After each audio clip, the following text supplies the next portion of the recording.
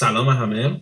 امروز میخوام آموزش اینو بدم که چجوری یوزر پس رو از داخل خود دیتابیس یا PHP مای ادمین اونجا تغییر بدیم.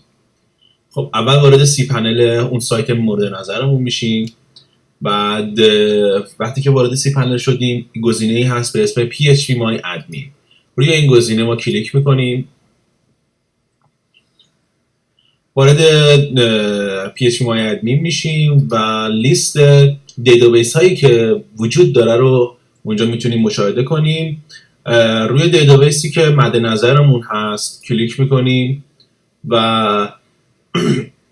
این تیبل های مختلفی وجود داره، ولی خب داخل این سایتی که ما الان میخوایم توضیح بدیم کل یوزر پس ها زی مجموعه ادمین هستن و ما این یوزر پس ها رو، لیست یوزر پس ها رو میتونیم اینجا مشاهده کنیم. روی ادمین من کلیک میکنم و لیست یوزر پس هایی که داخل سایت های نیوز اصطلاحاً هست رو ما میتونیم اینجا ببینیم.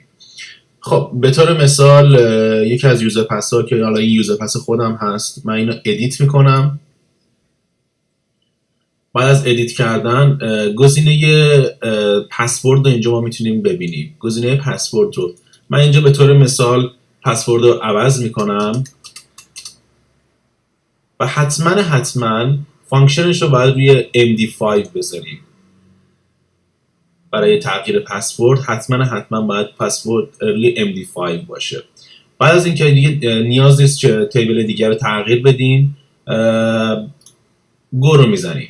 این پسورد عوض شد. الان شما میتونید با پسورد جدیدتون وارد سایت بشید.